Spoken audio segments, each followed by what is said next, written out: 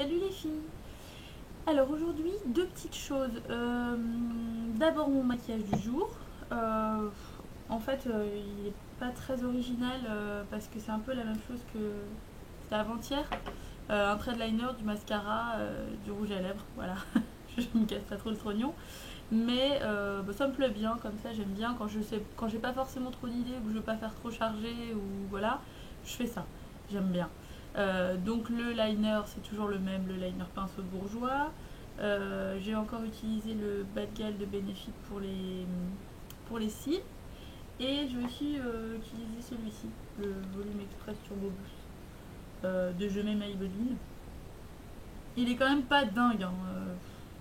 Bon, je l'avais acheté pas cher, je crois, chez Saga. Je vous montre la brosse. Mais je trouve que il y a trop de matière qui se met dessus et du coup, ça fait pas des paquets, mais ça pose juste, ça sépare pas vraiment. Donc, bon, je suis toujours de toute façon à la quête du mascara ultime. J'en ai repéré un sur le club des créateurs de beauté qui a l'air pas mal. Malgré les avis un peu mitigés, mais de toute façon, j'ai envie de dire que les avis sont toujours un petit peu mitigés sur ces trucs-là.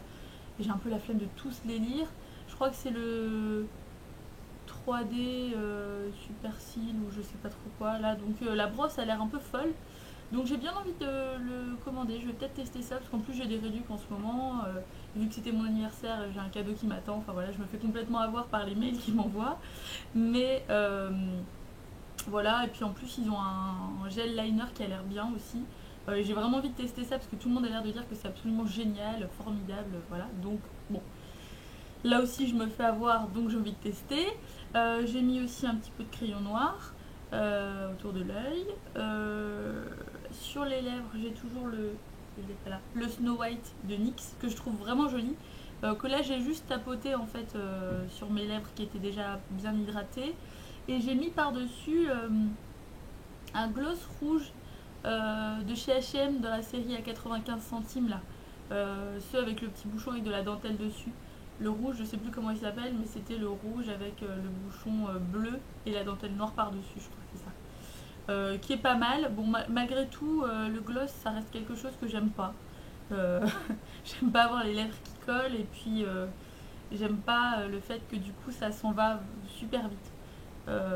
Moi, j'ai les lèvres qui ont tendance à être assez sèches. Euh, L'avantage que ça a, c'est que du coup, souvent les rouges à lèvres accrochent bien et ne filent pas tout au long de la journée. Donc, j'ai pas besoin d'en remettre 8 millions de fois, quoi. Bon. Donc, avec les gloss, ça annihile un petit peu ce truc-là et c'est un peu chiant. Donc, je suis pas hyper fan, mais bon, là, celui-là, ça va. Par contre, j'aime pas trop l'odeur. Je trouve que ça a une odeur de vanille chimique bizarre. Bon.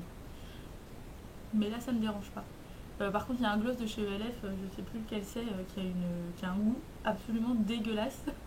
Et c'est vraiment gênant, quoi. Bon, voilà. En tout cas, les gloss, je trouve que c'est toujours un peu approximatif comme ça colle, ou alors ça a une odeur dégueu. Enfin voilà. On n'est pas très copains, eux et moi. Sur les joues, vous devez pas tellement voir vu la luminosité, mais j'ai toujours le Berry Mary, oh, qui est toujours vivant. Il va casser au moins. Non, c'est bon. Ouais, c'est ça, celui-là que je vous ai montré hier déjà, qui est cool. Ensuite, je vais vous parler d'une petite commande que j'ai fait. Quand est-ce que c'était? Il y a peut-être une dizaine de jours et que j'ai reçu il y a une semaine. Ça a été assez rapide, c'est une commande Lush. Tout le monde en parle en ce moment et tout le monde en parle déjà depuis un moment. Moi, même avant de voir toutes les revues YouTube qui sont en ce moment là-dessus, j'avais déjà beaucoup d'amis qui m'en avaient parlé, notamment parce que ce sont des produits qui sont véganes. C'est-à-dire que c'est des produits, enfin pas tous, hein, généralement c'est précisé dessus, mais il y en a quand même beaucoup qui sont d'une part non testés sur les animaux, évidemment, et qui ne contiennent pas de substances provenant des animaux.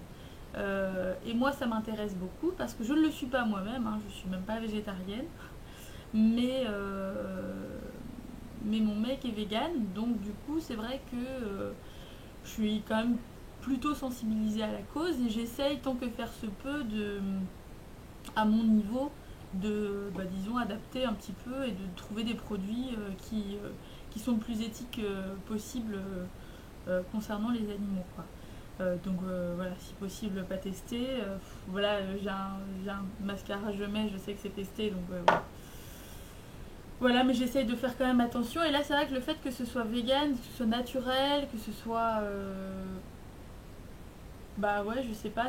En plus, on le sent. Alors là, c'est vrai que là, je vais déjà vous donner mon avis global sur tout ce que j'ai commandé. On, comment dire, on sent que ça fait du bien à la peau en fait. Et que c'est pas agressif, qu'il y a que des bonnes choses dedans. Je sais pas. Même rien qu'à l'odeur, on a l'impression d'être dans un magasin bio. Je trouve ça. Moi, ça m'évoque que des trucs super positifs. J'ai l'impression de me rouler dans un champ de fleurs. Enfin, je trouve ça génial. C'est mon côté hippie. Donc, vraiment, globalement, j'en suis super satisfaite.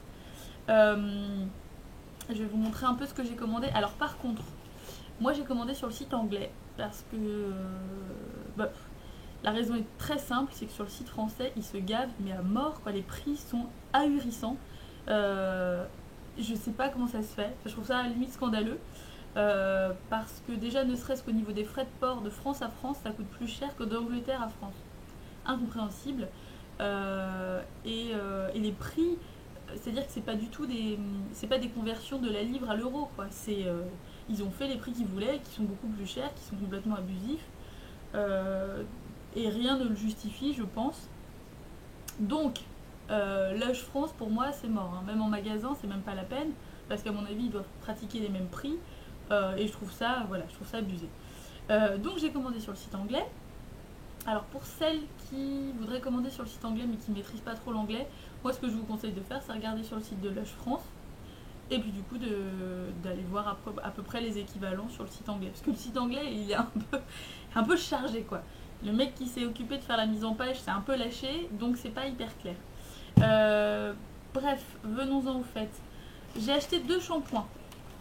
Donc j'ai acheté celui-ci, euh, qui est le Godiva. Je refais ça. Qui sent le jasmin. La note dominante, c'est le jasmin. Et qui est très bien. Alors j'ai utilisé celui-ci et puis juste avant j'ai utilisé celui-là qui est le Super Shine, je crois que c'est ça le nom en anglais, qui fait briller à fond les cheveux. Donc bon, du coup je peux pas vous dire vraiment l'effet à long terme de l'un ou de l'autre. Mais ce que j'ai quand même remarqué, c'est qu'effectivement mes cheveux déjà sont un peu moins abîmés sur la pointe, euh, je trouve. Bon, même si là il faut que j'aille un petit peu les couper et tout, voilà. Et ils regressent moins aussi, vraiment moins. Donc bilan quand même positif parce qu'effectivement je sens que mes cheveux sont, bah, ils sont mieux, quoi. Globalement, voilà. Donc après je pense que ce qu'il faudrait que j'essaye, c'est de faire qu'un seul shampoing puis de tester l'autre après, parce que mélanger les deux c'est peut-être pas forcément la meilleure des idées. Mais en tout cas super cool, ça mousse bien, l'utilisation est franchement nickel, rien à dire. 3 produits dont je suis super satisfaite et que j'utilise du coup maintenant tout le temps, c'est ce savon là qui s'appelle Honey I Washed the Kids, euh, et ça doit être miel et les abeilles, je pense, parce que là il y a un petit truc qui fait un peu penser à du miel. Je pense que ça doit être ça le nom en français. Qui sent bon. Sur la peau, c'est génial. Quand je sors de la douche, ça tiraille plus, ça gratte plus, parce que moi parfois ça fait ça. J'ai une peau qui est sensible, qui est très sèche. Pas vraiment réactive, mais surtout très sèche. Et si j'utilise un savon où il y a trop de produits chimiques dedans ou trucs comme ça la sèche et ça tire et ça gratte. Donc c'est hyper désagréable en sortant de la douche. Là, que nenni, envoler mes soucis. Et puis ça sent bon. Ce que je fais du coup moi, c'est que plutôt que de le frotter partout sur mon corps et que c'est pas très très facile, j'utilise une fleur de douche. Parce que du coup comme ça je frotte dessus et puis j'ai pas besoin d'en mettre beaucoup et après je peux le répartir plus facilement. Ensuite, il y a ce pain de douche. Enfin, c'est un exfoliant qui s'appelle. Alors attendez, je vous dis. Parce que j'ai ça quelque part, je peux vous dire son nom. Je crois que. Ça doit être Aqua Mirabilis, celui-ci. Et alors c'est pareil, il sent bon, il sent. Je sais pas trop ce qu'il sent. Il sent un peu les céréales en fait. Il sent un petit peu le, je sais pas, un peu l'avoine,